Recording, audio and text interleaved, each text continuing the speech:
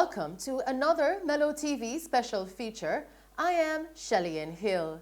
We recently sat down with Senator Matthew Samuda, Minister without portfolio in the Ministry of National Security, who addressed numerous topics such as crime and violence, COVID-19 in the prison system, and the ENDS initiative.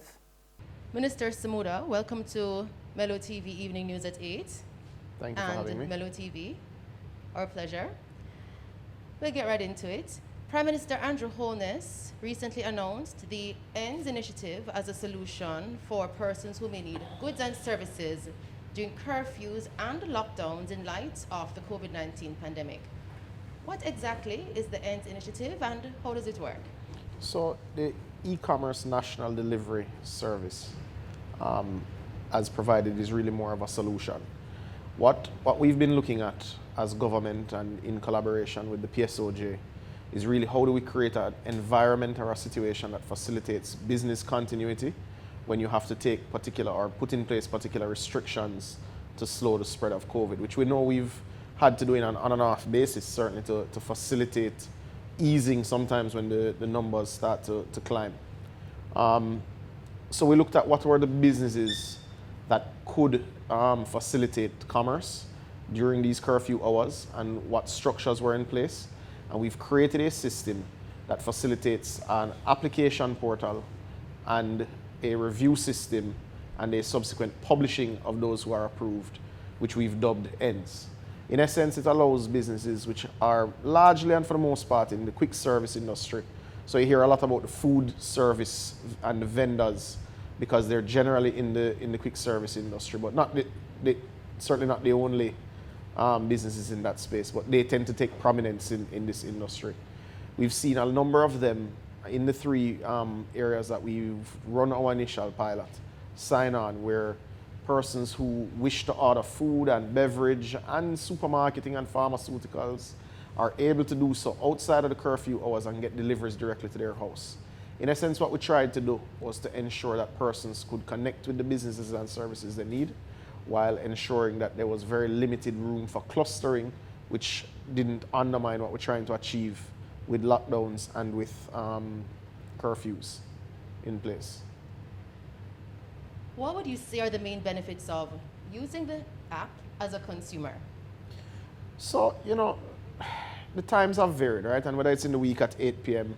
or it's on the weekends where you have different times that have been used for curfews. Those who don't like to cook, who don't want to take on the issues of going to the supermarket and clustering when you don't have to, are free to use the directory, because that's what it is. It's not a commercial platform in the true sense. We process no transactions. It's a directory of businesses which are approved to operate during the period.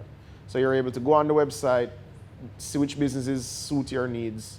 You click, you go to their websites, you make your orders, your food or your dry goods or whatever it is you're ordering gets delivered to you. It's convenient, it's easy, it's very limited risk of COVID spread. So it's all the things that you want, while ensuring that several hundred people in each of the areas that we've tested the process in are able to work. So there's a wide range of benefits to consumers, to businesses, and to the government for sure. Thank you. What are the requirements for restaurants and other service providers who would like to sign up to participate? So this is a portal that facilitates applications from what I dub as compliant businesses. So very early in our meetings with the PSOJ, we said that, if you're doing something, we've taken particular measures which create, a restrictive environment. Persons who are going to get the exemptions to operate, we have to give them the room based on their level of compliance within their specific industry. So if they're a vendor, they have to have all their vending licenses up, they have to have all the food handlers permits, all the licenses for the particular area that they're in.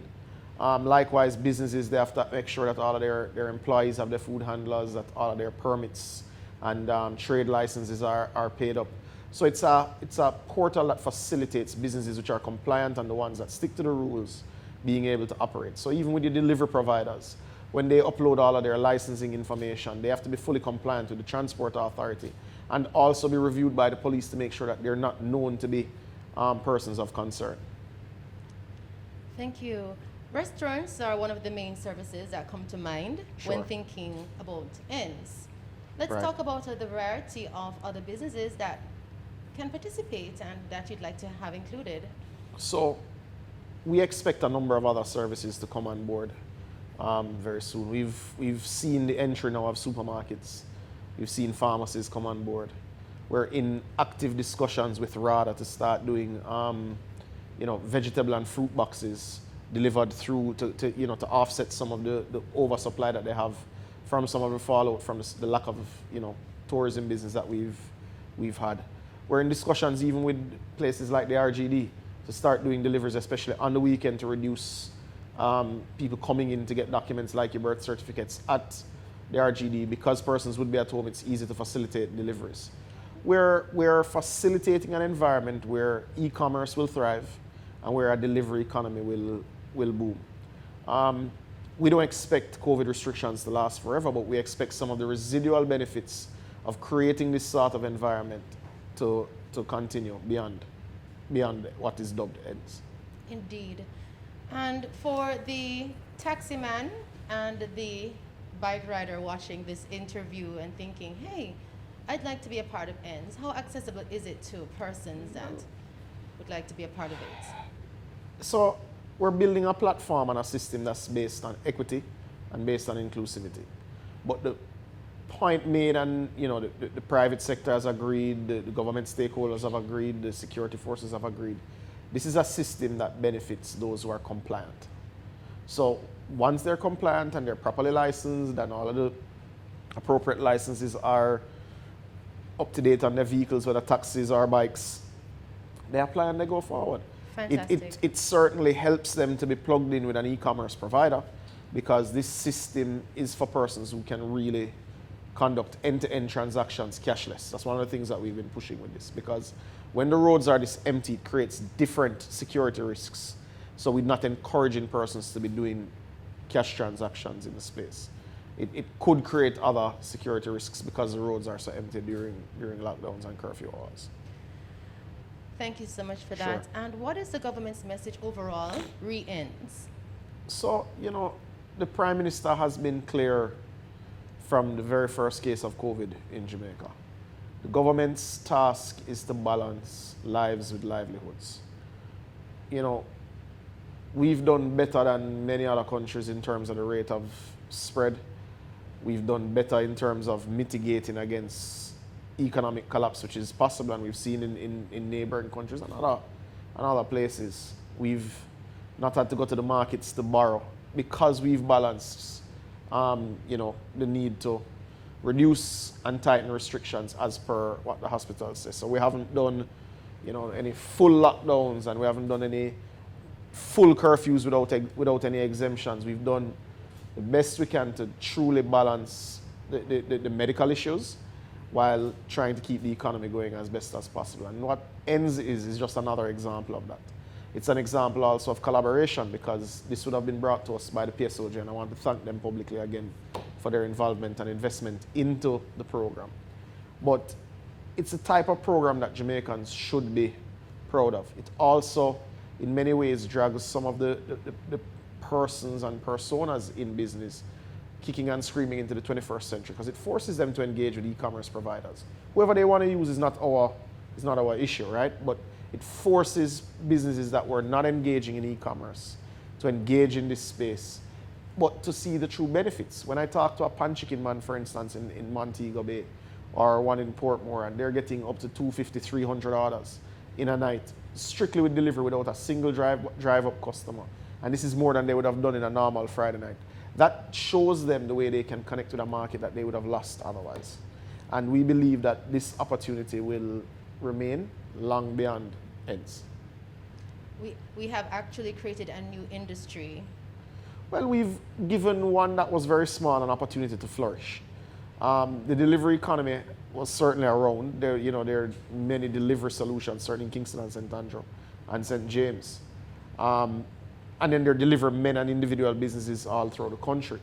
But I think this gives it an opportunity to be formalized. It gives people an opportunity to be properly compliant with all the regulations in government, and connects them with the business opportunities of the World Wide Web. So we believe it is a massive opportunity. Thank you so much. And now, a few other issues Sure. under your portfolio. Still on the topic of COVID-19, what are the main challenges currently facing the correctional system in light of the pandemic? So, we've had a number of challenges, right? The pandemic, by its nature, and because it's a viral illness, calls for things like social distancing. That's a term we've all become very, very comfortable using. But the way correctional facilities are built, both here and abroad, doesn't facilitate social distancing. The very nature of it is that persons are kept indoors, in close quarters, and that in and of itself creates the huge risk that that is why the WHO and PAHO have labeled those incarcerated as particularly vulnerable groups.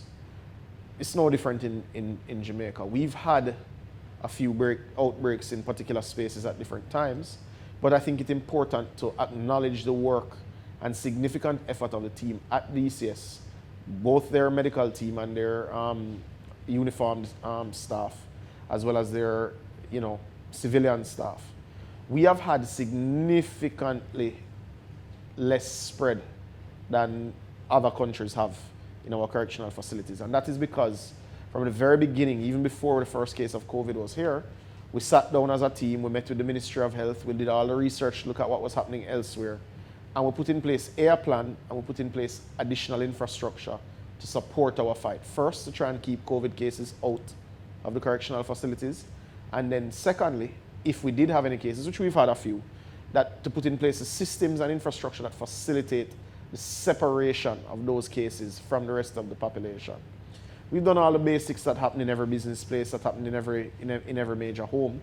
We've ensured that masks have been provided both to staff and to inmates. We put in place what we needed for additional medical care. We had to convert some rooms, including some rooms that were really set for worship and for education, unfortunately, to be able to facilitate isolation space for this space. But we've done other things that other people haven't necessarily done.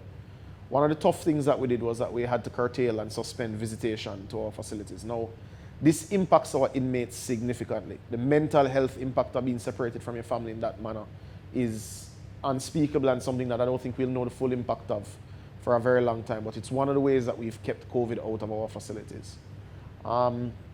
Another thing, well, and we didn't just leave it at that. We put in place additional counseling. We put in place space for telecounseling and for counseling over Zoom. We did what we could. Now, there is a lot of distrust of some of those mechanisms because it's not culturally how those visits and those conversations happen. But we've done what we can to ease some of that burden. We also, at one point initially, you'll recall, when we were having some challenges nationally, with the first outbreak and spikes that we would have had, yes, we'd curtailed court visits. So the court system went on pause for a while. But then beyond that, we also put in place digital courtrooms for mention dates. So we reduced significantly the need for our inmates and remandees to leave facilities, especially Horizon and the others that have significant numbers of remandees or persons still facing the courts. We believe this has kept our spread down, and it is why we've had a very low infection rate, and we've had an even lower death rate. I believe we've only had 2 inmate deaths, and we're thankful for that. I mean, knock on wood, it's a daily fight. The team meets every single Thursday morning to review protocols, to review what we're doing. We're now actively pursuing our own vaccination program, even though there is quite a bit of vaccine hesitancy within the inmate population. We're also ensuring that our staff gets vaccinated as necessary, both uniformed and non-uniformed correctional officers. So we're working through the process. It's been a very challenging time, but we put in place all the protocols as per WHO and PAHO recommendations, and for us, I think rigid management has worked. Well, clearly, your measures have been implemented and they're working, so kudos there. And it seems as though the ministry is ready for a spike in cases in case that situation should arise as well. So we coordinate very closely with the Ministry of Health. We looked very closely at how we would move prisoners to and fro.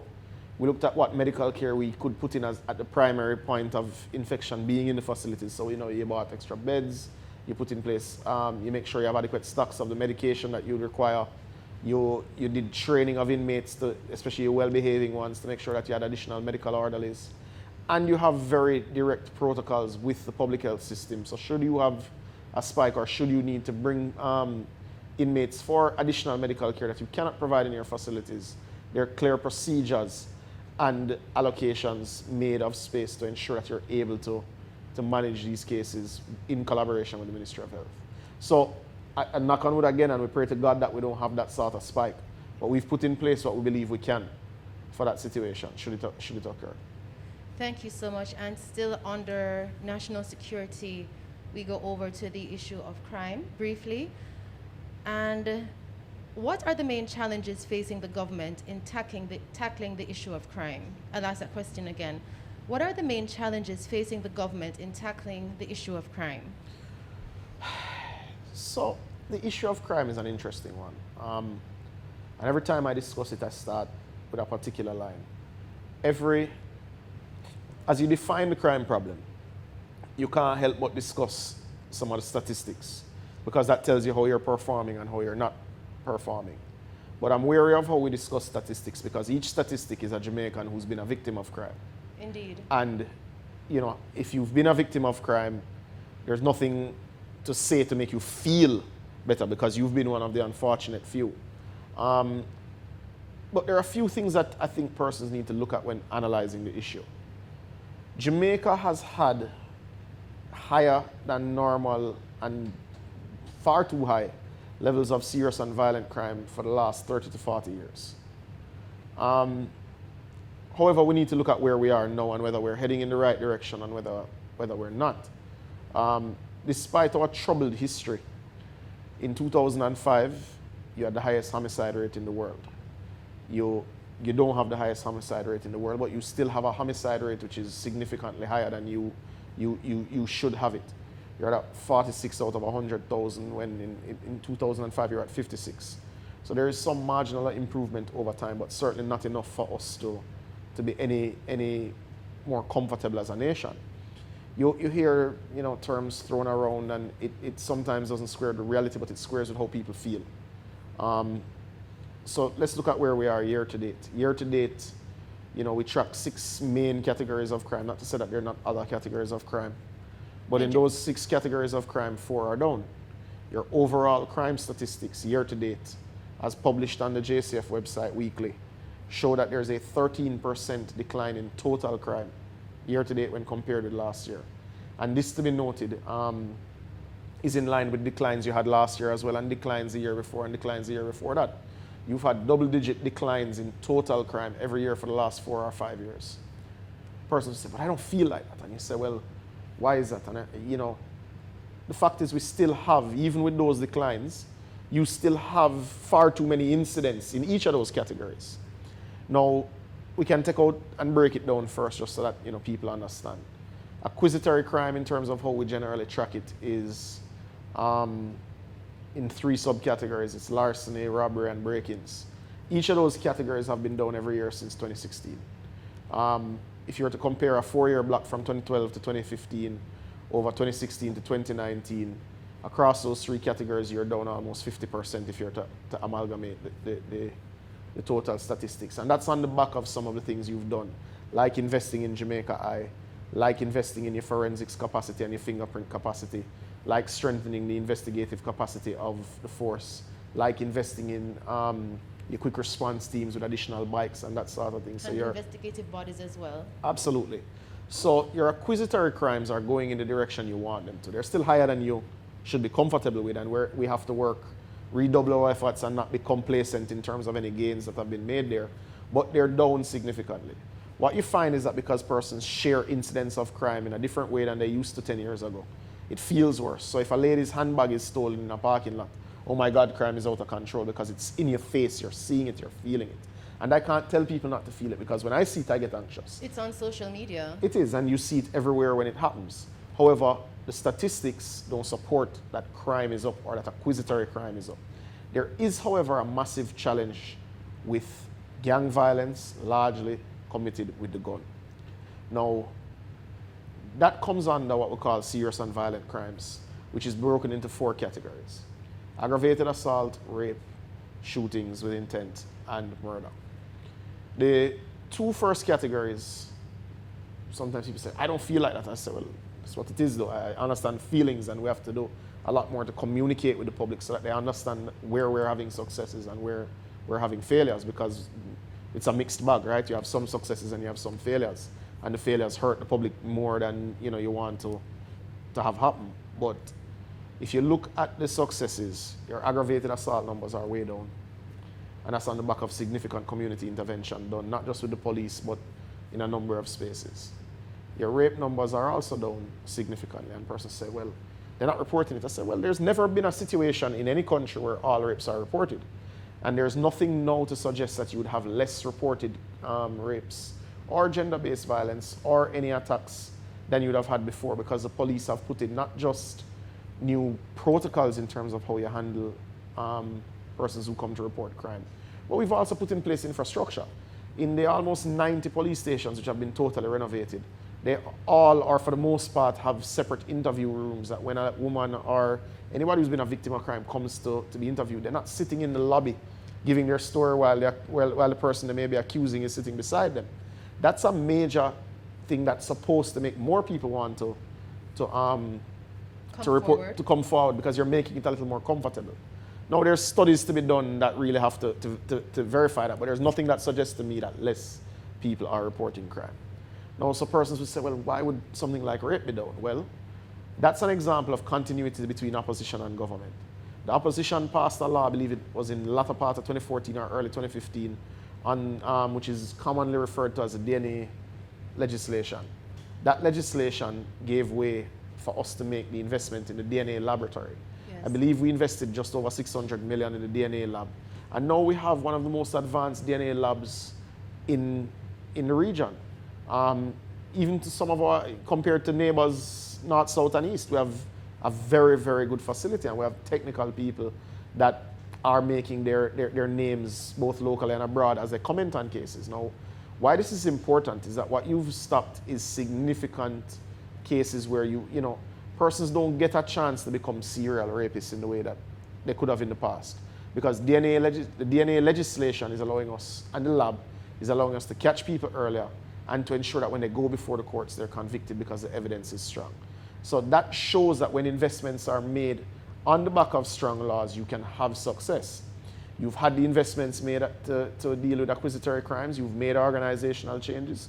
You've had success. You changed some laws. You've had and invested in your DNA lab. You've had some success in the area of rape. Now, I mean, I want us to get to zero. We're nowhere near where we need to be. Yes. But the fact that you have consistent declines year after year since 2015 should give the country some comfort. Now you have the issue of shootings and murders. Now the unfortunate thing is that over the last 5 years, they've largely been flat. Not going up, they're not going down. People say, but I don't feel like that. I said, well, I hear you, and I feel anxious too when I watch the news. But the facts are, we don't have increases in murder in any one-ton runaway way. As at today, while we're doing the interview, you've had 11 more persons murdered than last year. That's a 2.5% increase. That's not a spike as has been published or as you've dealt with in the past. But the facts remain, the levels of murder and gun crime are far too high. Now, persons will say, well, what are you doing about that? I said, well, we're approaching crime in the same way we've approached the other areas where we've had success. And the public can argue that you've moved too slow or that something's, the public has a right to question everything their government does, whether this one or the next one, right? And I have no issues with that. But let's look at what works. When you invest in proper legislation and put the investment in the equipment and in the organizational changes that you want, you bring about the sorts of results that you want. But the first thing that you have to do is to make sure you understand what the problem is. The problem is twofold. You've had crime for the last 30 years, especially serious and violent crime, in 5 police divisions that far outstrip the rest of the country. Those 5 police divisions are well known, people know where they are, people know who the perpetrators are and who the gangs are in those spaces. So that's one issue. You have police divisions that have been home and too comfortable for gangs for far too long. Then on the back of that, you have largely porous borders where persons are able to continue the practice of trafficking in narcotics. You've had the advent of things like scamming that have facilitated the sorts of cash flow that allow people to buy guns, which come through our porous borders. Indeed, and also in addition to that, the drugs for guns trade as well. Absolutely. So what we've done is we've said, all right, we're going to make the legislative changes that allow us to attack the problem, because we believe we've at least analyzed it properly. So we believed that a law like the zones of special operations and a significant investment is needed to curtail crime in the 20 communities that have been worse plagued over the last 30 years and that desperately need the social intervention. Now, the cost of a ZOSA is very significant. We're only running 5. Yes. We've said very clearly that you need 20 or 30 to bring about the sort of dent in crime that you need.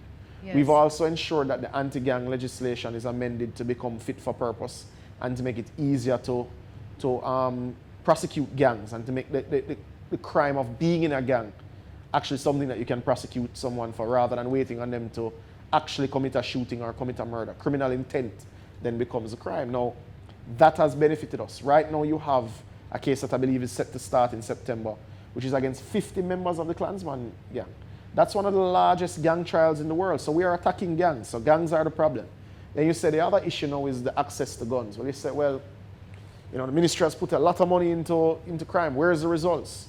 Well, we haven't put enough money into solving the issue. You have over 190 access points because we're an island. You have a lot of points that people can pretty much bring small, go fast boats up and bring in weaponry. And they have over the years.